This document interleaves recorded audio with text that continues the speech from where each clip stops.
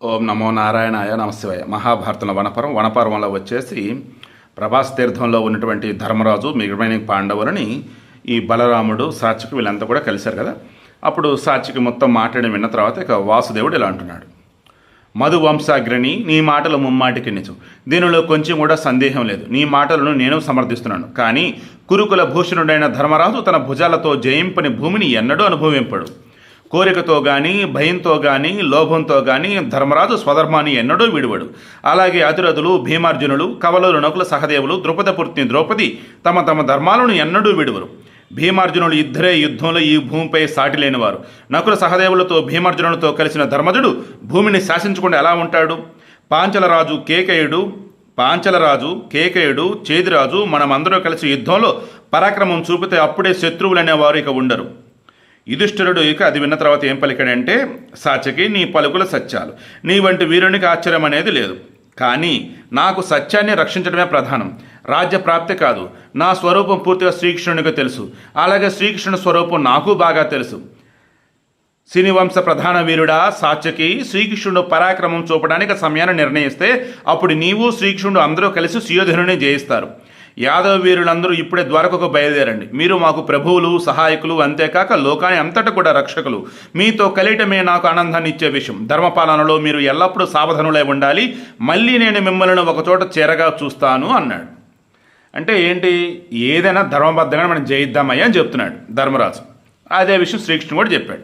ఇక యాదవ పాండవులు ఒకరితో ఒకరు సంప్రదించుకొని వృద్ధులకు నమస్కరించి బలులను తనివి తీర కౌగులించుకొని తమ తమ గృహాలకు వెళ్ళారు. పాండవులు ఇదివరకటలాగే తీర్థయాత్ర ప్రారంభించారు. శ్రీకృష్ణుడికి వీడ్కోలు పలికి ధర్మరాజు లోమశ మహర్షితో, సోదరులతో, సేవకులతో, భార్యతో కలిసి విదర్భరాజుచే పూజలను పొంది ఉత్తమ తీర్థలు గల పయోష్ణ నది తీర్థాన్ని చేరాడు. సో ప్రభాస్ తీర్థం నుంచి ఎక్కడికి వచ్చున్నారు? ఇప్పుడు పయోష్ణ నది తీరానికి వచ్చున్నారు మన ధర్మరాజు, లోమశ మహర్షి, రిమైనింగ్ వాళ్ళు. ఆ నదీ జలంలో యజ్ఞంలోని సోమరసం కలిసింది. పయోష్ణ నదీ తీరంలో ఆ జలాన్ని త్రాగి అక్కడే నివసించారు. ఆ సమయాన ప్రసన్నులైన బ్రాహ్మణులు ధర్మరాజును అనేక విధాలా కొనియాడారు.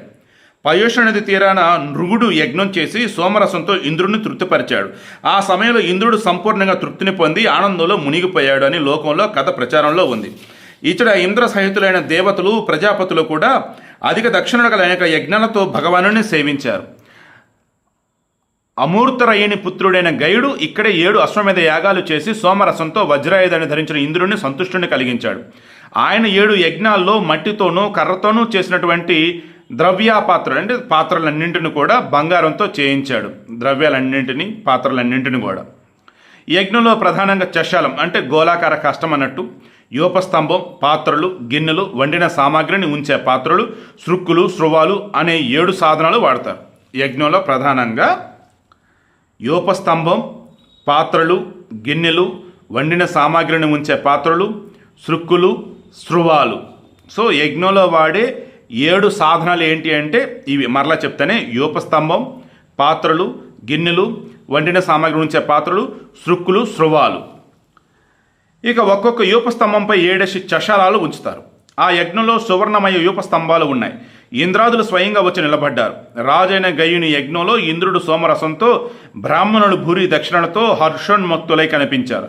బ్రాహ్మణులు దక్షిణ రూపంగా లెక్కలేని ధనరాశులను గ్రహించారు. అది ఇంతని చెప్పడం కష్టం. గయుడు ఈ 7 యజ్ఞాల్లో సదస్సులకు ఇచ్చిన ధనం అసంఖ్యకం. వాటిని లెక్కించడం ఇసుక రేణువుల వలె, నక్షత్రాల వలె, వర్షధారల వలె అసాధ్యం. పైన చెప్పిన ఇసుక రేణువులు ఒకప్పుడు లెక్కింప సఖ్యం కావచ్చు, కానీ ఆ భూరి దక్షిణల ధనం లెక్కింప వీలు కాదు. అనేక వైపుల నుంచి వచ్చిన బ్రాహ్మణులకు విశ్వకర్మచే తయారు చేయబడిన బంగారు గోవులనిచ్చి సంతుష్టిని కలిగించారు. గైడు యజమాని అయి ఆ 7 యజ్ఞాలు చేసినప్పుడు నిర్మించిన మందిరాలు లేని భూమి చాలా తక్కువగా మిగిలి ఉంది. ఆ యజ్ఞకర్మల ప్రభావంచే ఇతడు ఇంద్రలోకాలు కూడా పొందాడు.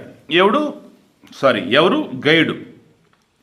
ఎవడి నదీ స్థానం, ఇప్పుడు ఆ నది ఏది ఉందో, ఎవడి నదిలో స్నానం చేస్తాడో వాడికి ఇంద్రలోక భోగం కలుగుతుంది, పయోష్ణ నది.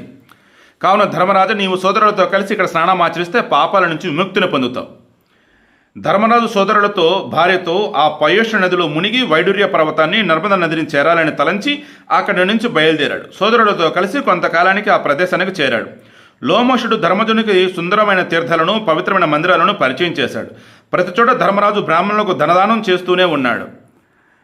వైడూర్య పర్వతం చూసి నర్మదా నదిలో దిగి స్నానం చేసి మానవుడు దేవతల పుణ్యాత్మల రాజుల లోకాన్ని చేరుతాడే అని చెప్పేసి లోమశుడు చెప్పాడు ధర్మరాజుకి.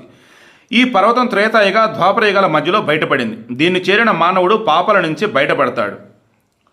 ఇది శర్యాతి యజ్ఞం చేసిన ప్రదేశం, దివ్యంగా వెలుగుతోంది. అశ్విని దేవతలతో కలిసి కౌశికుడు ఇక్కడ ప్రత్యక్షంగా సోమరసం తాగాడు. అంటే వైడూర్య పర్వతాన్ని నర్మదా నదిని చేరాలి అంటే నర్మదా నది దగ్గర ఉంటే వైడూర్య పర్వతం అన్నట్టు. భృగునందనుడైనటువంటి చవనుడు ఇంద్రునిపై కోపించి అతడిని ఇక్కడ స్తంభింపజేశాడు. రాజపుత్రి సుకన్యను భార్యగా పొందాడు. మునిశ్రేష్ఠుడైన చవనుడు ఇక్కడ అశ్విని దేవతలను సోమరసంతో సంతృప్తులను గావించాడు. ఇక అప్పుడు యుధిష్ఠిరుడు అడుగుతూ ఉన్నాడు, ఏ కారణంగా భార్గవుడైన చవనుడు కోపించి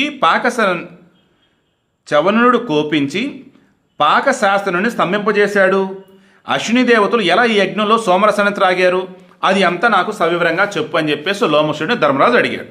సో అది ఎలా ఏంటి చవన మహర్షి సుకన్యను పొందుట అది రేపు డిస్కస్ చేద్దాం.